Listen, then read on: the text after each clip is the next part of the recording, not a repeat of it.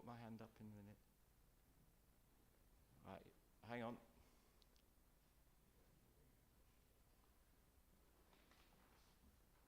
You sitting comfortably. Good.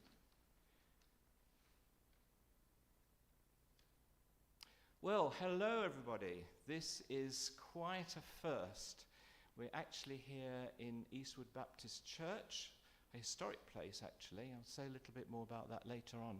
But we are doing our first live stream hybrid broadcast. I suppose that's how you explain it. As the society, well, of course we are a local society and we had great sort of historical roots in here, in Eastwood Town. But then during the pandemic, we realized that wasn't going to happen, so we embraced Zoom, and the Zoom was very successful because it brought us into contact with all our international friends. But then we were starting to say, well, what's happened to our Eastwood connections? And if we go back to just doing the straightforward face-to-face meetings, then of course then we can't engage with our international friends. So this is the result of that. We are here, it's a small gathering, it's a nice little intimate group, but it's being beamed out to goodness knows where, all over the globe. And we've actually got the live stream working. Thanks very much to Peter at the back there, who's masterminded this. I'd like to first of all introduce two of our sort of main guests. Malcolm and David are going to be there all the time and interacting really with a lot of the discussions that we have. And then I will introduce various people from the audience to come and talk about their particular subject. So, Malcolm, would you like to say who you are? My name's Malcolm Gray. I was chairman of the Lawrence Society for, I think, 11 years. Got into it through Ron Folks, who was on the society, and when I offered to bring a group of students up to go to the birthplace, he said, oh, I'll meet you there. So he met us there, and we had what was supposed to be a short visit turned into a complete day out, and Ron enthused about Lawrence, about the birthplace, about the history really of the town, and it turned out that he and I had a number of shared interests. We both teachers, we both got into Lawrence through the Open University, and we both had a love of cricket. I'll expand on that a little bit later on. He said to me he would come on one condition, that I joined the Lawrence Society. Well, I did. I had as my first head of department a teacher from the Welsh Valleys. In the days at the end of the war, the theory was that if you were in the Welsh Valleys, you either became a doctor, or you became a preacher, or you became a teacher. A doctor took you 6 years, a preacher needed calling from the divine, and so the teacher was the easiest option. And so they poured out of the valleys. Some of them made it as far as the local rugby pitch. Some of them went on to do great things in sort of Welsh rugby and Welsh sport. A lot of them poured across the channel into Bristol, Exeter and so on, and trained as teachers. The first department I went into, I think we had 6 of us teaching English, 5 of them were Welshmen, and that was in Leicester. The director of education was Welsh, the deputy director was Welsh, the head of music was Welsh. It was just kind of like a sort of second home. And so I got to some extent introduced to Lawrence through my first head of department, as I say, who came from the Welsh Valleys, and he said, well, you know, there's a great literature associated with coal mining, don't you? And I kind of balked and thought for a minute, and he said, well, have you read any Lawrence? And I said, well, yes, actually I had. And I read Odour of Chrysanthemums many years before, and I'd also read Lady Chatterley's Lover. I joined that queue of people who truanted from school to get their first copy when it came out, and the Penguin edition. Yeah. Yes, Malcolm, you're going to say quite a bit about Lawrence and education later on. Can I just move on to David, actually, because we've got to watch the time factor. David. Thanks, Alan. I'm David Amos. I've lived in Eastwood for the last 24 years. I'm from a long line of coal miners on my dad's side, 6 generations. So we've got about 200 years of history there.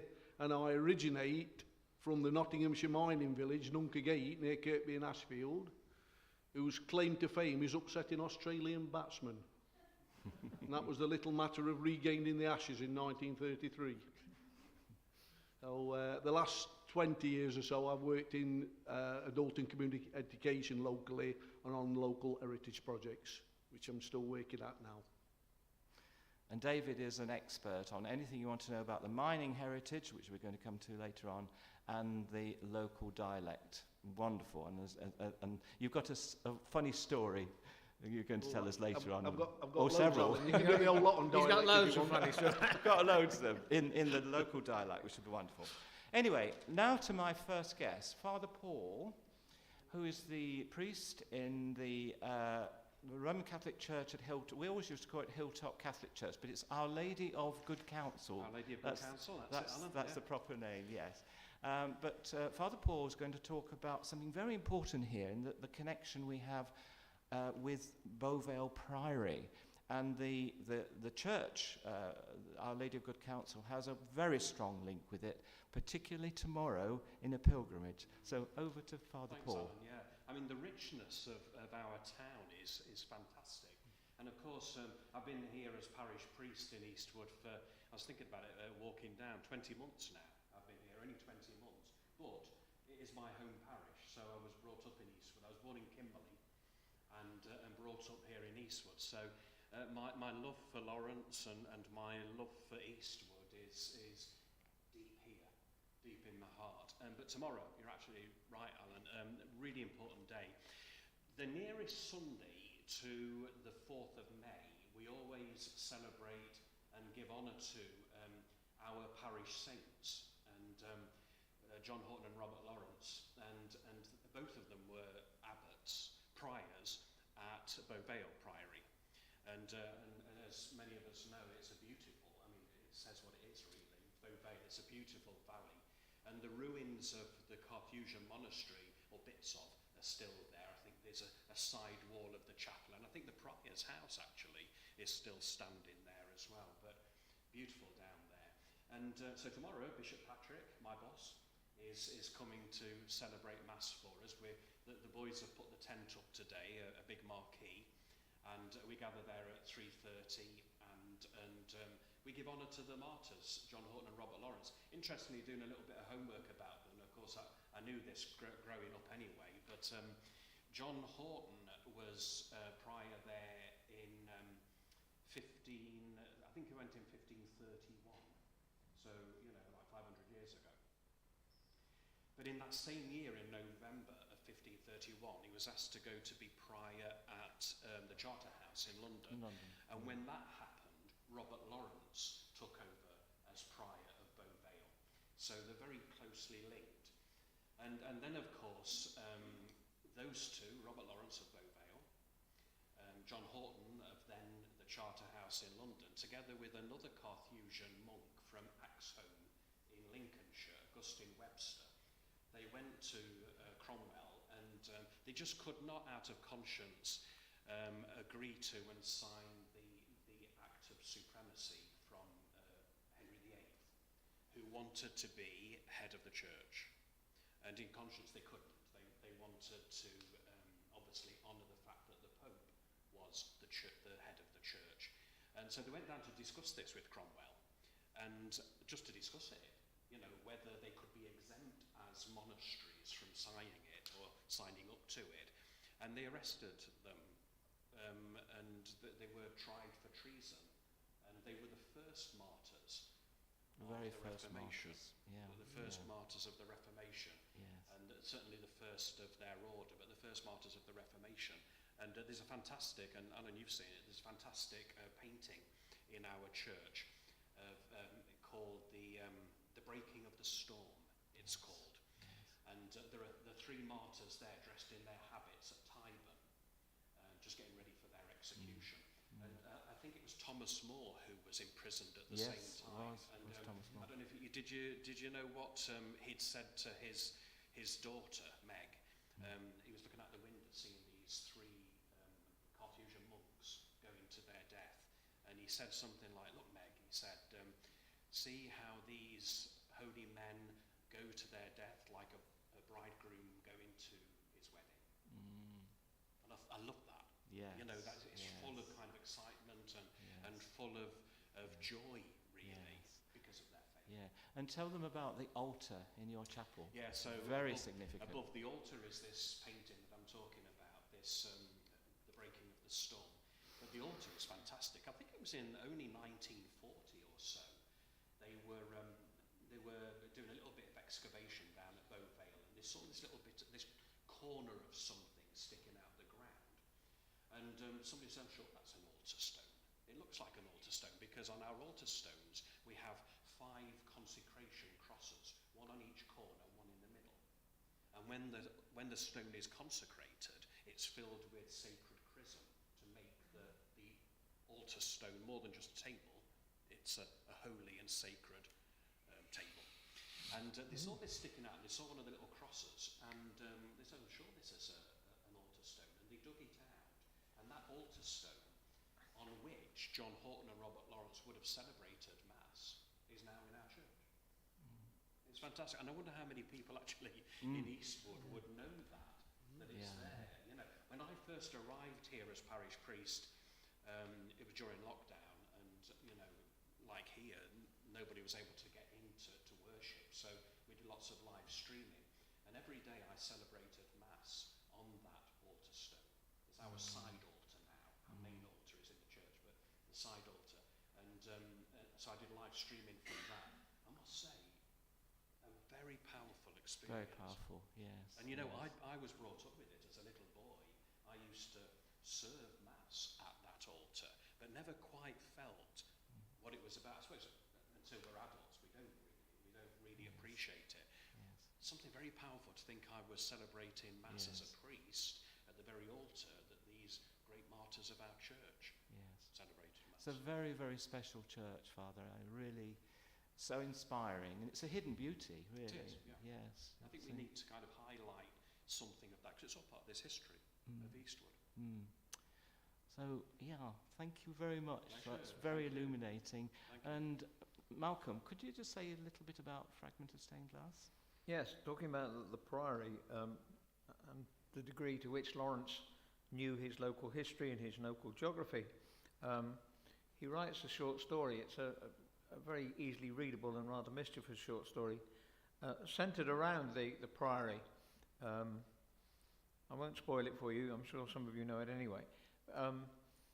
But the local serf is on the run and with his beloved, and they get to the priory, and I suspect he's keen to have his wicked way with her, and she's coy and less willing to give in, and suggests that he might get for her this wonderful piece of stained glass, red stained glass, the blood coming out of the costume. And so he climbs up to get this, at which point the monks in the abbey are in middle of a service, and they see this figure appear at the window, and with some shock and horror. And Lawrence uses this in his short story, Fragment of Stained Glass. And I think one of the wonderful things about Lawrence is the extent to which, in so many of his works, he uses his knowledge both of the history and of the local environment, the historical places. So yeah, Fragment of Stained Glass is one of the easiest to read and most enjoyable, and certainly one that uses very much the background of the monastery. Yep. Yeah. Thank you. Well, thank you both of you. Thank you. Thank you very much. A very important part of Eastwood and area cultural history. Really, really important. Anyway, another important aspect is the country of my heart, if you like. You step outside Eastwood, you go towards Underwood, and you come across the most beautiful countryside. And I now like to introduce Kate, who's going to tell us lots of things, but particularly the Haggs Farm Society and several other things. Over to you, Kate. Okay. Well, first I was just going to say a bit about Haggs Farm for those who might not know as much about it. So it's just up the road from Eastwood in Underwood, and it was the home of the Chambers family, who Lawrence got to know when he was a young man. He was recovering from illness after he worked in the factory Haywoods in Nottingham. He'd been really poorly, so he'd left work there. And he started spending a lot of time at Hag's Farm. And the family were really different, I think, from his own family. They loved reading.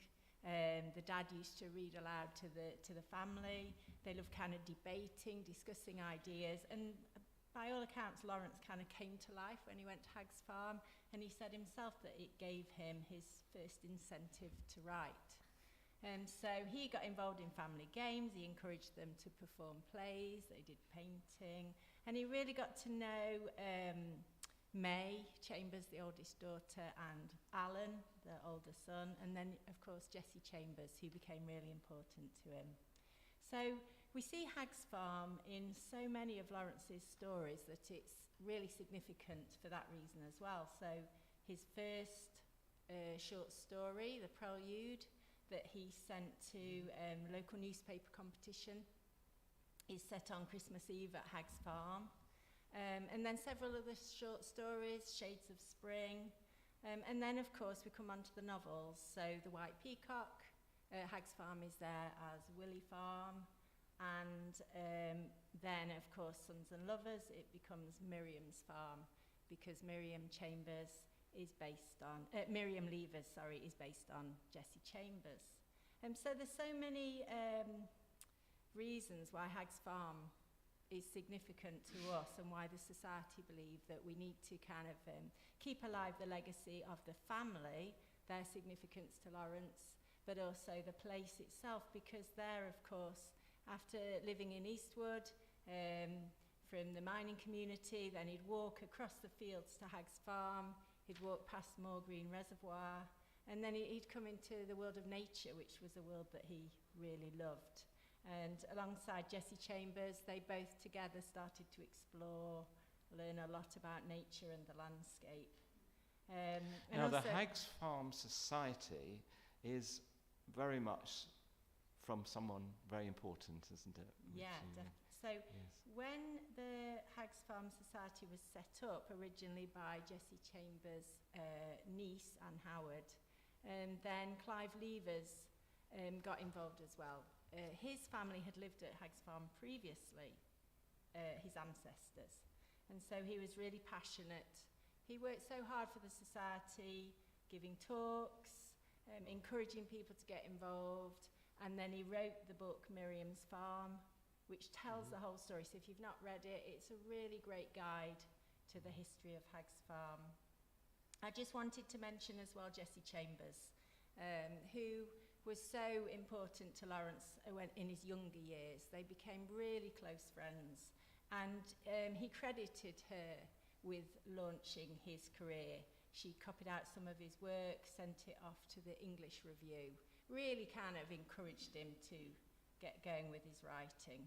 And so Clive was, just before he died at Christmas, but he was working on a collection of Jessie Chambers' writing, which we're going to publish this year. So look out for that. Can I add also that Clive Levers was, he knew so much about the local area, and he did talks on all sorts of aspects, you know, like the Beauvale House. I remember going to a talk on that. Do you remember that, Malcolm? We went to that, didn't we? And so many things. He was an expert, wasn't he? Yeah. And sadly missed. Yeah. It's tricky because, of course, Hag's Farm is on the land that belongs to the Barber family, so it's privately owned. And they've worked really hard for the conservation of the local area in terms of the landscape, but they don't want the house to be accessed.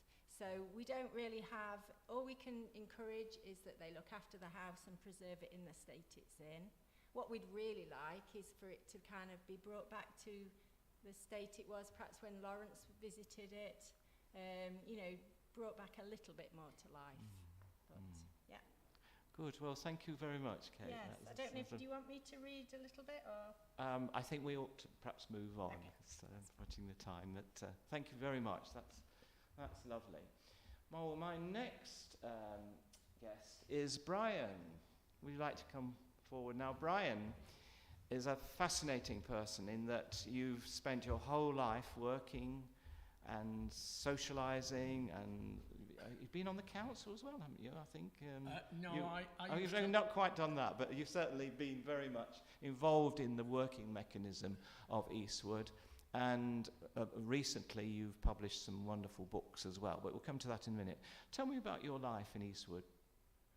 Well, I was born just before the war. I can only remember one thing that happened during the first 5 years, and can remember sitting in the house, and suddenly this noise appeared. The next minute, my mother had got hold of me into the pantry, and underneath we'd got a metre high stone bench, and there was a little stool under there, and we went in there. When I came back a few years later, I asked a few questions. What was the noise? Oh, that was the sirens. That was telling you that the bombers was coming over to go to Coventry to bomb the cathedral. So you begin to think very, very lucky we was that they was going there and not stopping at Eastwood. But it was a very, very funny time, and especially in New Eastwood, which where I lived, we had got a school actually, and it was called the Tin Tack, and it was funny because you could start there at 4.5 years old before you went to Devonshire Drive as 5-year-olds. But I'd only been going 2 months, and this Monday morning there were chaos on the street. It had burnt down, and it was only made of tin, zincs. It made you wonder how it managed to burn down, but it did.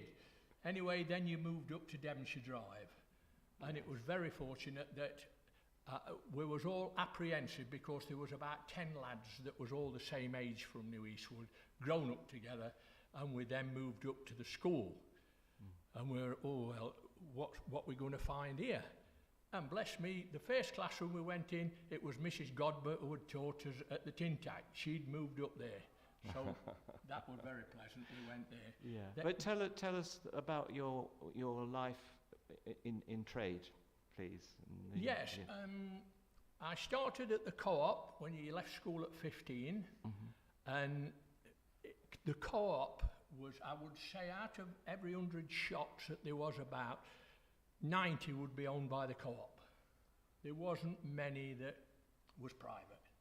They would come to the door, deliver your milk, deliver your bread, deliver your meat, whatever you wanted. There was a vehicle that used to come to your door to bring you anything you required. And I stopped with them for 10 years. And then, as it happened, that where I was actually, my grandma used to live on South Street.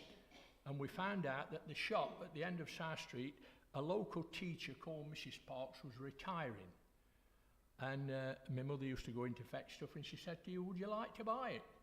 So my dad bought the shop, and I was there for 30 years. Yes. And you've often said there was amazing atmosphere between all the different shops in those days. You know, Eastwood High Street was an interesting place with all these lovely little shops, and you related to each other. You could start at Barclays and go straight across Eastwood to the Empire. You could name every shop. You knew everybody that was in. Yes. Familiar names: Hopkins, Paper Shop, Clifford's Garage, Motorbikes, Johnson's, Sweet Shop, Britain's, who Mr. Britton used to do the advertiser, and the local greengrocer, Webb's. You could name everyone that you went across the town. A real close community, yeah. It was very, very close. Which, of course, we've lost that now. Well, tell us about your books. There's some wonderful things. You brought history back there, haven't you? Well, I got together with a gentleman called David Page about 12 or 13, 14 years ago. And he was brilliant on the websites, and he could put things together. Now, I'm in pounds, shillings and pence. I don't know only a press on button and a press off button, and that's me finished.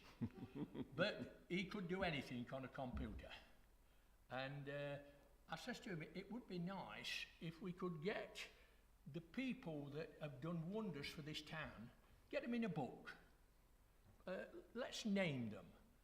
And I says, I'll go to the houses or the relatives or whoever's left of them, and I'll interview them and get it down. I'll bring it to you, you write it all up, and then we'll put it in a book. He'd already done a small one himself, where you could go to such as Felly, and all these places that you could take children and you go into the cafes and things like that. But that was only a small 30-page book. This one was going to be a bit different and a bit bigger. And we then got his idea together, and there was names that came about that people was forgetting. There was a lady that used to be on the council for 70 years called Hazel Breathwaite. And I thought for sure there should have been some recognition in the town for her services. But no. That's why I used to go to the council. I used to go to the council every meeting for about 14 years to sit there and try and get things sorted out and try and get things pushed forward. But we eventually did get an award scheme with her name on. And then there were some sports people in Eastwood. For a small town, you've got Jeff Hassel, international footballer. At West Bromwich Albion, he's a god. They've got his Gates on Gates. They've got him scoring the winning goal at the cup final for West Brom. When you go there, they stop after 9 minutes when he scored the goal in the cup final and clap for a minute. Forgot him here. There's Tony Woodcock, another one, international footballer. The Brookley brothers. There's no end of people that in this town really need recognition. There's a young lady that run the, I'm just trying to think of her name. For 50 years, she looked after the monument, the cenotaph on Eastwood. She used to clean it and do everything for 50 years. There's no recognition of anything. Well, I think that's very much one of the things we're trying to do in this particular meeting, is to bring to people's notice the famous people, of course, D.H. Lawrence and other people, Beauvale, but also the unsung heroes too. And what you're doing with those books, but also recently those photographs, is really bringing to the fore so many wonderful aspects of our history. I'm going to have to move on, actually, Brian, because I want to speak now with Can I just mention, Brian mentioned the co-op. I don't know how many of you are old enough. Do you remember your co-op divvy number?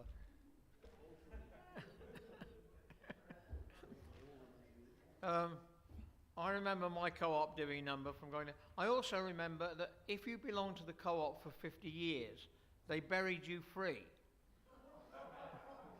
And it was my father's regret that he got to 48 years and had to kick his clogs at that point. We paid for... But, the co-op. Lovely to think of the co-op being there. I think it was John Betjeman who talked about Eastwood High Street, the High Street, as being one of the most significant shop fronts. And he made the point that, and it's been made about other shop fronts, if you look above eye level, some of the windows, the stonework, etc., is outstanding as it is. And I think too, if you look, you can also see above eye level some of the hooks where the tram lines went. They're still there in the buildings that are there now. Yeah, that's very important, actually, because you see these wonderful pictures, photographs of old Eastwood town, these fantastic Edwardian buildings, and that's how you describe them. And, that's all gone. You don't get that feeling anymore, and what a shame. I mean, if you go to Rochester, and you want to experience Dickens, you get all that. You go to Stratford-upon-Avon, you get all these people. You don't get that in Eastwood. You have to go beyond that. You have to meet the people, like the people I'm interviewing, who are bringing back to life a lot of the history.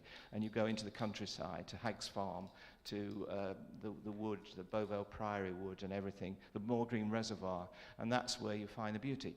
But you can also get a glimpse of that if you look at the old photographs, and you'll see this wonderful Edwardian street. Otherwise, as Malcolm says, you've just got to look above. even if it's hideous down below with all these shop fronts, you've got the beauty above, and that's the best we can do. But make the most of photographs, because they will show you what a splendid town Eastwood was in beauty. Jean, I want you to talk about someone very important to Eastwood, to the D.H. Lawrence Society. He was a miner, he was a lay preacher, you knew him very much from the writers group, of course. He wrote wonderful poems, actually. There's a book of great poems of Fred Skillington, but he was very much one of us, wasn't he? And could tell us a little bit about Fred. Well, actually, it's his birthday on Tuesday. Yes, I've known Fred from childhood because he was a friend of my elder brother, and they were in the Scouts together. So he came as a youth to my home, and Mother used to pack him off camping with tins of cocoa, etc., in their knapsacks. Yes, and then I met up with him again in later life here when we had a writers group, and he named it the Word Weavers.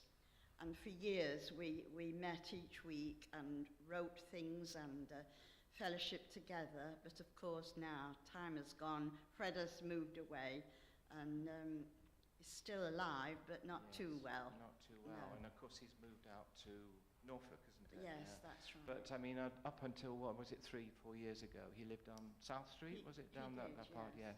And again, if you wanted to know anything about the history of Eastwood, particularly, I was doing a lot of research at the time on the old chapels, because when you look back at Lawrence's time, there were many chapels, Methodist chapels, the primitive. There was the main chapel, and then there was another one, and of course the Congo chapel, which is the Cathedral of Eastwood. And Fred was able to tell me a lot about that, because he, as a lay preacher, obviously, well, those buildings were still in use at that time, during the 60s and 70s, yeah. So, yeah, a mind of information, great character, great sense of humour. And I just wanted to bring him into today because he's not with us. He's still alive, thankfully, but he's moved out of Eastwood. Sadly, we miss him greatly, don't we? Malcolm, do you have any... He's moved to Great Yarmouth, and Thank you. one of the things that I value very much is being able to pick up a pen and write a letter. It's a dying art, but Fred is one of these people who actually writes back from time to time. And I've had occasional letters from Fred, but also bits of poetry with Fred. I didn't know that when I first met him, and he was on the council with Ron Fowkes when I joined. But Fred was not only a source of great historical knowledge about Eastwood, he was also, as we mentioned, a lay preacher. And he and I used to discuss Lawrence's theology from time to time. He's now, I gather, very much enjoying his bus pass. He makes good use of his free pass and goes from Great Yarmouth up and down the coast, I think, when he's able to. But I last heard from him about 3 months ago in a lovely handwritten note. He apologises for his scrawl, but it's a lovely handwritten note. Yeah. It's great to have Fred on the council. That's really lovely, yeah. Okay, now we come to the middle bit. This meeting is in 2 halves. The first half has taken slightly longer than I anticipated, but it's wonderful. Some wonderful stories flowing forth. So we're going to have a little interlude, which is going to consist of 2 pieces. And then we go into the second half when, hopefully, he's not here yet. Oh, Andrew is here. Yes, right at the back there. Andrew is going to talk to us about his connections with Lawrence and Eastwood and everything. But before we come to that, now Carolyn Melbourne, who works at the museum, she is the museum. She's the face of the museum, and she's also on our council too. Lovely person and very knowledgeable about Lawrence and Eastwood. And she was going to come and speak with us, but unfortunately they're very short-staffed today, and she can't just get over to do that. So instead, she and I put together a little video. Yes, it was very spontaneous. But Peter's going to show you this video of Carolyn. There's 3 artifacts she's going to talk about. I mean, we had to keep it quite short. But it's a lovely little video. And then I'm going to play a little piece of music on the piano, And it's based on a hymn called Deep Harmony. Now, Deep Harmony is the anthem of the miners, the anthem of all this community, and very much it stretches right up into Yorkshire and there. It's a very powerful hymn, very emotive, wonderful thing. And it's favoured by brass bands and choirs and everything. So I thought I'd just do like a little improvisation on that well-known hymn tune to follow. And then after that, Andrew, if you'd like to come straight up to there and over to you. So let's listen to Carolyn. Hello and welcome. You're now in the parlour at the D.H. Lawrence Birthplace Museum, and it's always a pleasure to show people around, even if it's just virtually. And I've been here a long time. Initially started in 2000, so a really long time. And yeah, I've got obviously a lot of affection for the place. I think it's very special. We've got some wonderful objects. Got the piano, which we are looking to bring back into use. I'm trying to get all the correct policies in place so that we can actually physically use it again. So that's a project to keep our eye on. We're just getting ready for some Jubilee themed interpretation.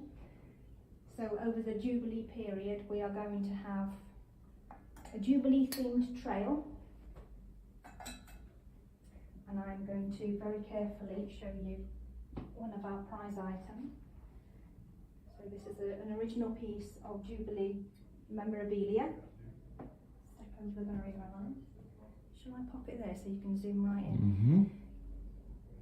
It's a cup from Queen Victoria's Diamond Jubilee. So from 1837 to 1897. Lovely little bit of history there. And we've got one or two pieces of original Lawrence furniture in the house, and I'm really pleased to be able to share with you that we've recently acquired another. So I'm going to move this way to the kitchen.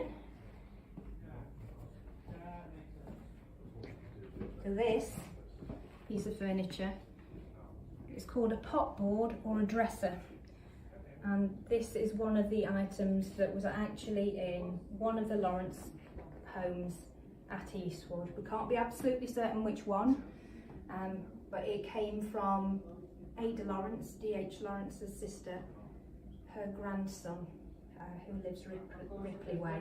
He donated it to us, and he says that his father Bert could remember it being in one of the Lawrence Eastwood family homes. So I'm really delighted to have it back here in what could possibly be its original situation. So it's been lovely to give you a little snippet of looking around. There's a lot more to see though if you want to come visit us in person. So yeah, lovely to see you all.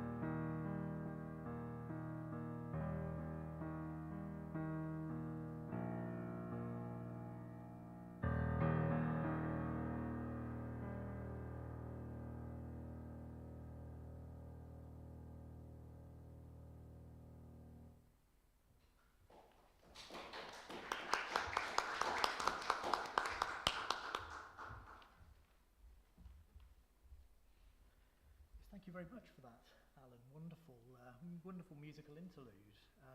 So my name's Andrew Harrison, and I have the honour of being president of the D.H. Lawrence Society.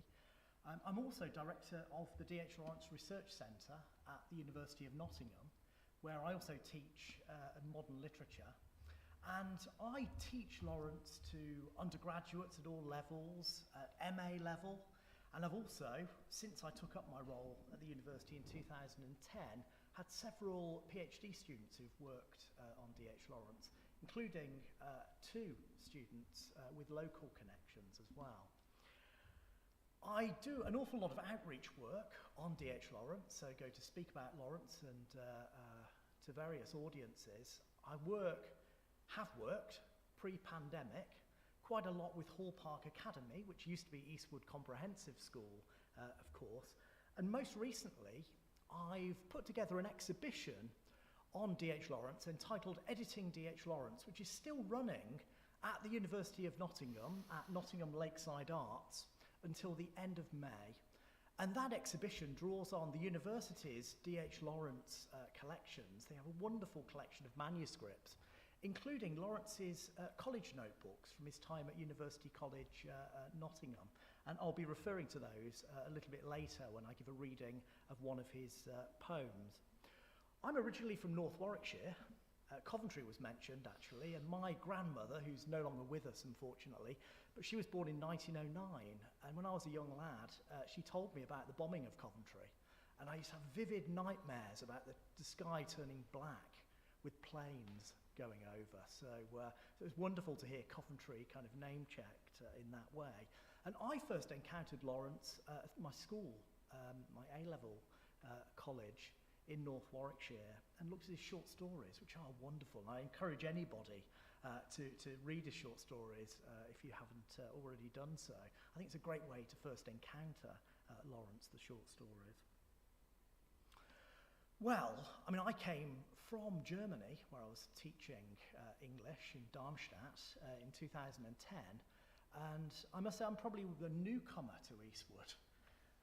In the context of people who've spent their whole lives here, I moved to Church Street in 2014, but I love Eastwood as well, but I do so, of course, as a newcomer.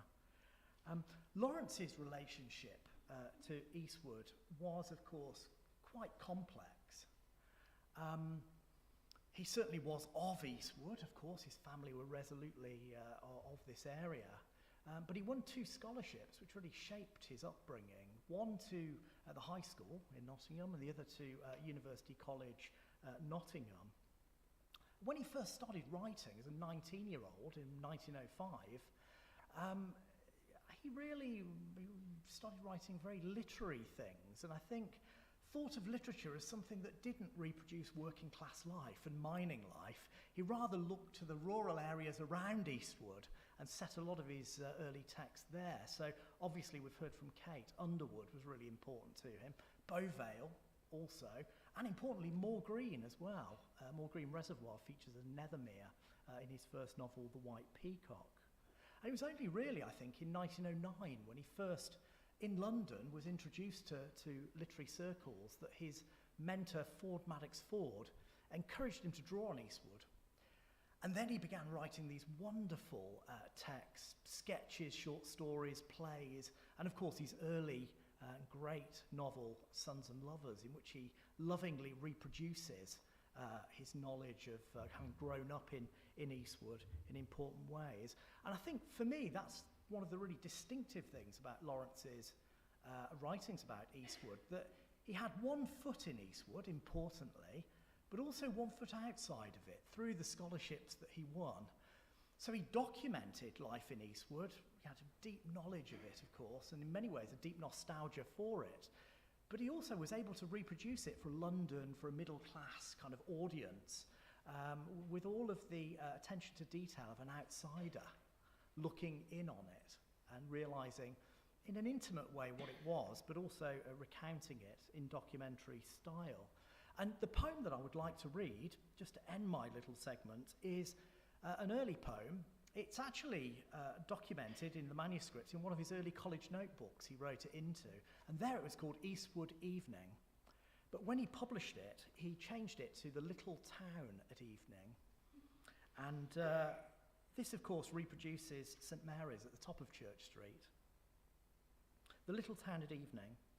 The chime of the bells and the church clock striking 8 solemnly and distinctly cries down the babel of children still playing in the hay. The church draws nearer upon us, gentle and great in shadow, covering us up with her grey. Like drowsy creatures, the houses fall asleep under the fleece of shadow, as in between tall and dark the church moves, anxious to keep their sleeping, cover them soft, unseen. Hardly a murmur comes from the sleeping brood. I wish the church had covered me up with the rest in my home place.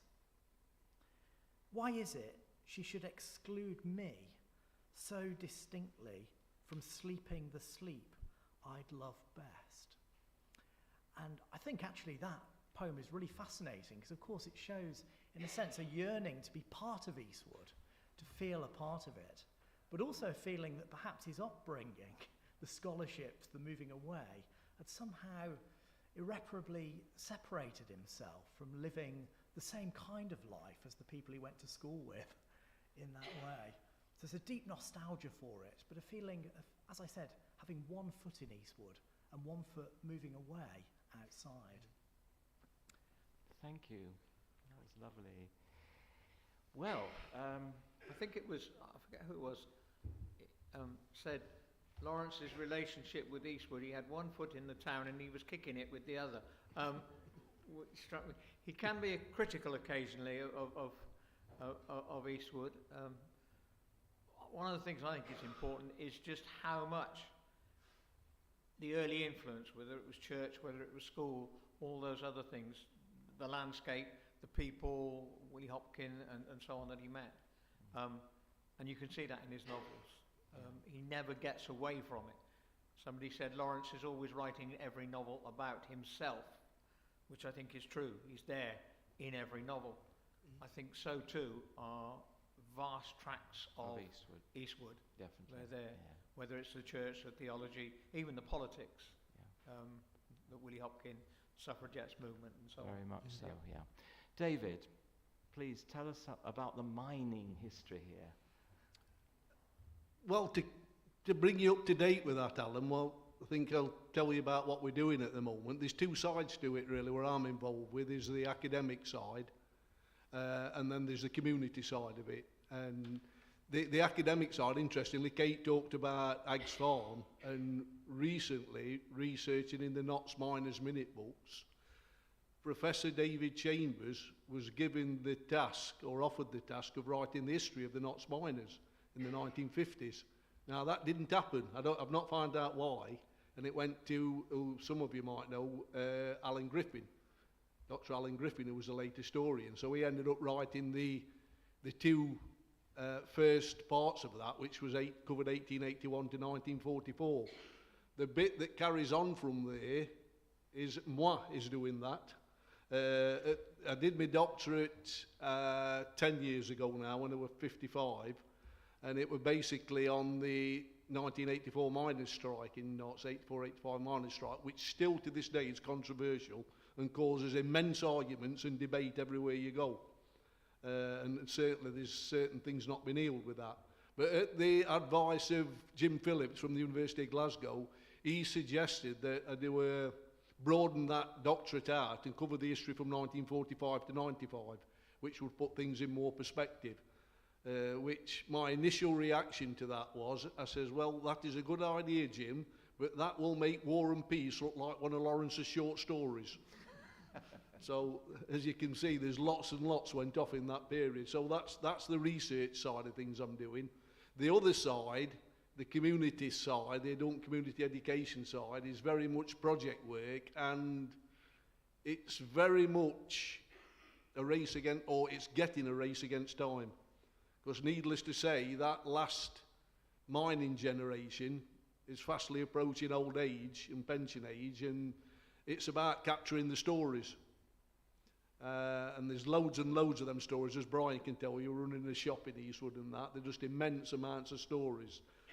Some very quick-witted, some I can tell you, some I can't tell you because past the 11 p.m. watershed. But of course Lawrence would have been aware of this mining culture, because that didn't alter. This quick-wittedness and that miners' culture remained there. I mean, bear in mind, it's 37 years since the last Eastwood pit shut, which was More Green. Or as Andrew called it, More Green, we call it round here More Grain. And the local saying is, what's grainer than grain? More grain.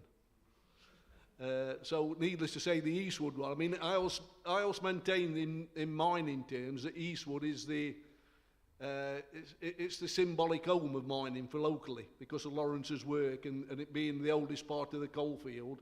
That's where all the history is there, and it's got more ties actually with Derbyshire than which we'll get onto shortly, because Alan's going to ask me to tell you about dialect. But one of the projects we just come into a pilot project. I've worked with Professor Natalie Brabber at Trent for the last sort of 9-10 years, and the latest project we've done last year, pilot project, was Minecraft, the prequel, the photographic story of East Midlands Coal. Coal Authority, and particular places like the Chad at Mansfield and the old Knots Free Press have got these wonderful photograph collections, and there's some really iconic photos, not just of the pits and the working, but in the community.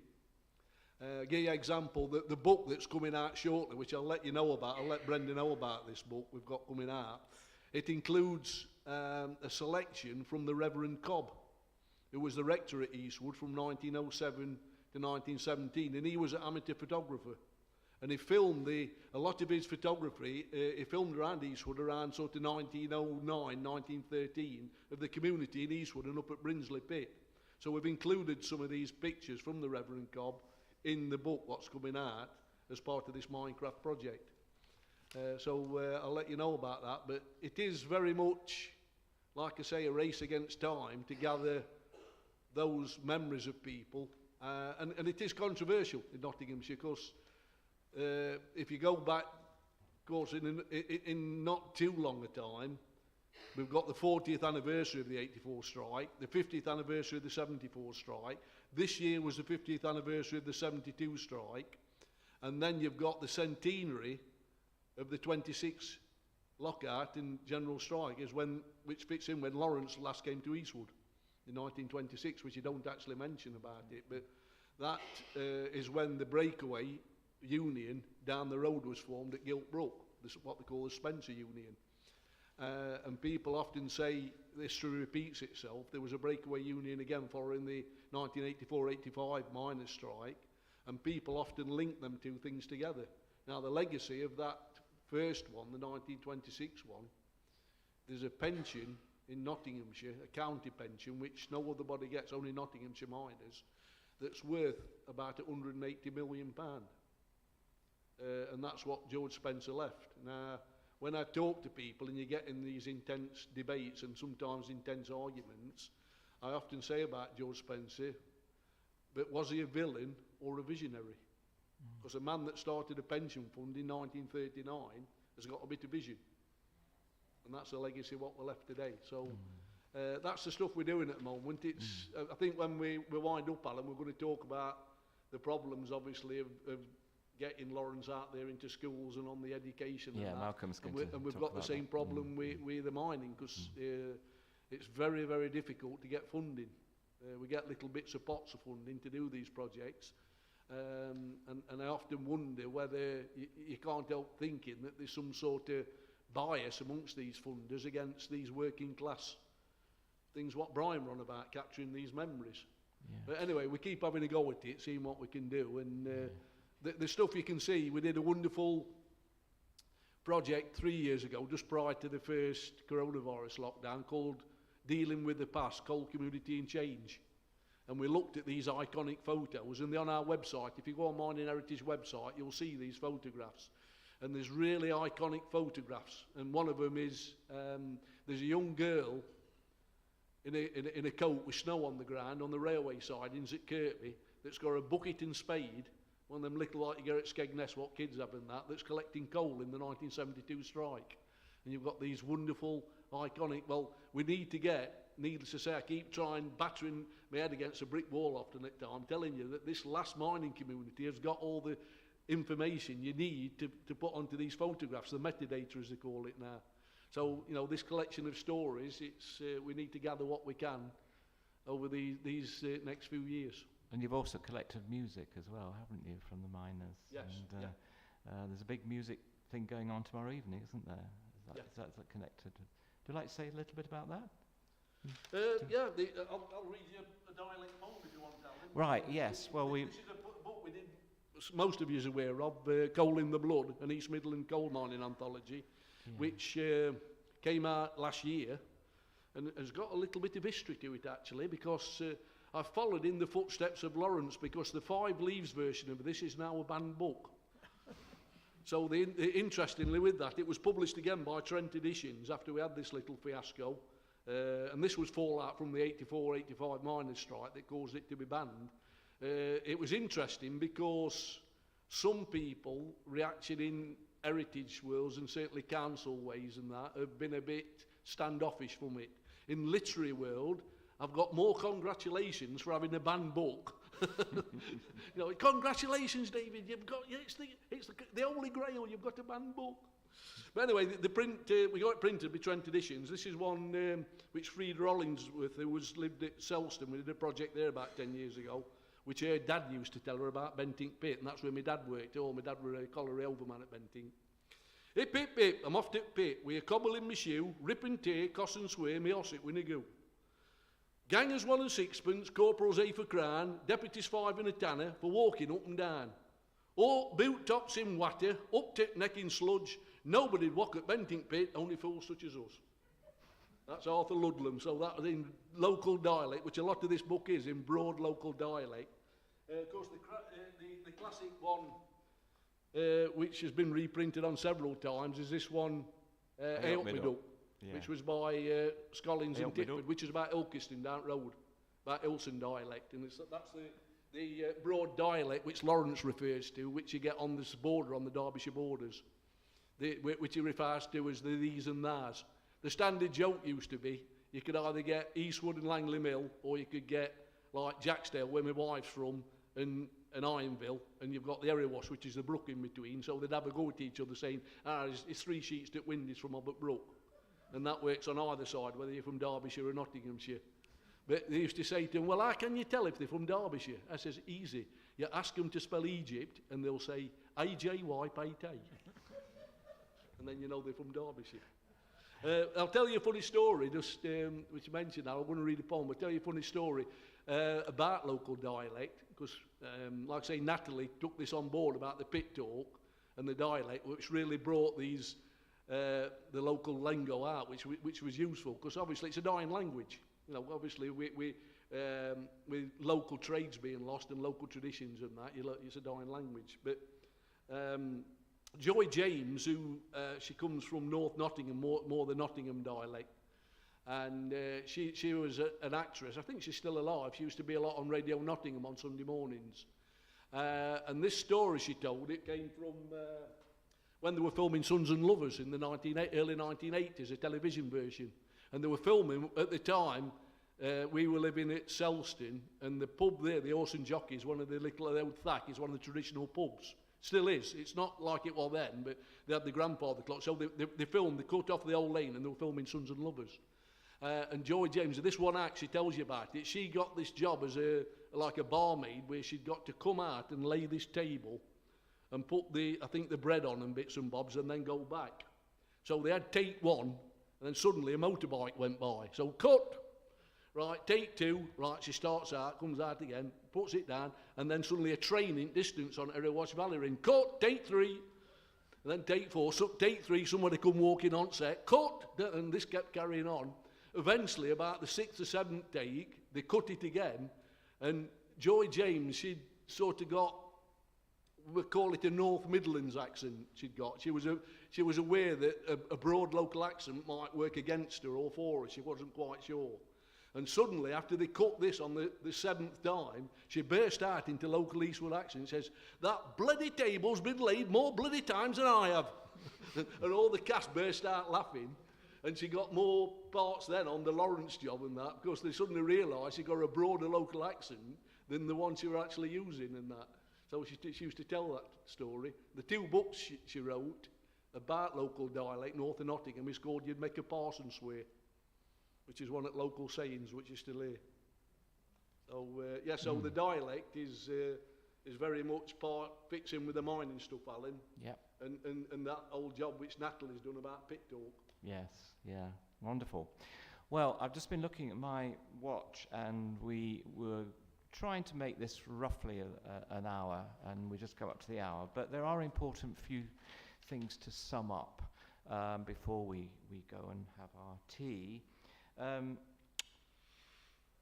David, I wanted to just say both of us say a few words about the upcoming festival, because we're going for something really special this year. Well, every year's been special, of course, with the Eastwood Festival, but this will be the first time that we're fully back in business with proper face-to-face stuff, and we're hoping some live stream as well. And it's going to run over 2 weekends in the beginning of September, and we're embracing 2 very important themes. One is what David's been talking about, is the mining heritage, and David's got some wonderful plans, interactive walks, talks, you name it. There are all sorts of fascinating things. And then the other theme is going to be our recognition of the sanctity of the environment. So we are going to go into climate change, and no one better than D.H. Lawrence. I mean, gosh, D.H. Lawrence really embraces the sanctity of our local environment and the beauty of that. So, and lots of other things too, connected with the local scene, as it were. So, all sorts of packed things. It's going to be a very, very interesting festival, I think, David.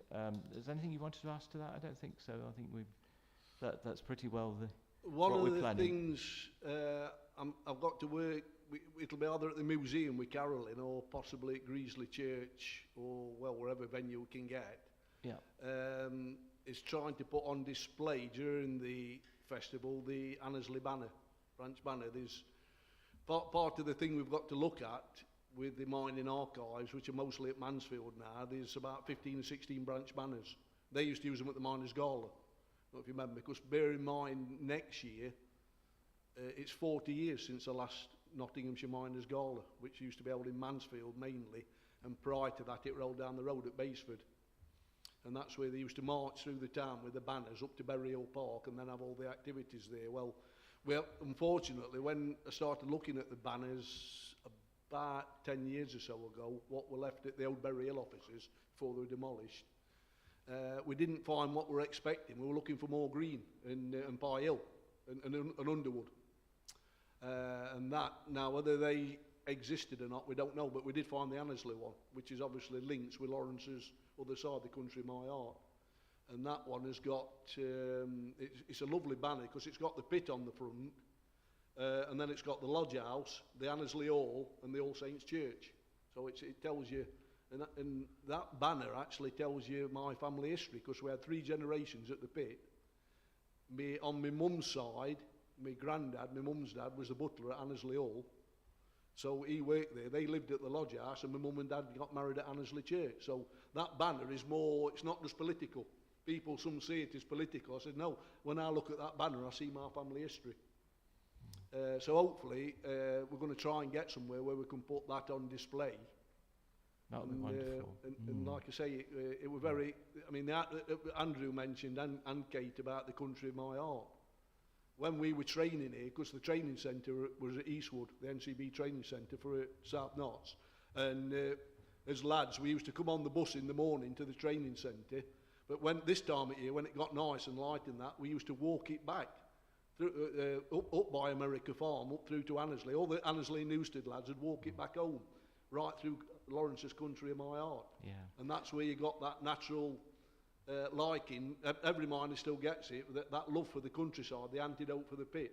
Yeah, which You we're got very this- much bringing into the festival, Yeah. that link. And of course there are going to be lovely walks as a central part of it. Right, we've really got to wind up, but what we've tried to do today is to say, look, there's so much to Eastwood.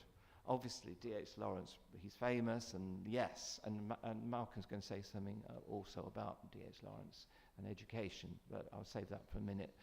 But there's so much, the history, the whole heritage of the mining industry, the beauty of the countryside, the dialect. I mean, that's very, very important, isn't it, David? The whole assimilation of the local dialect.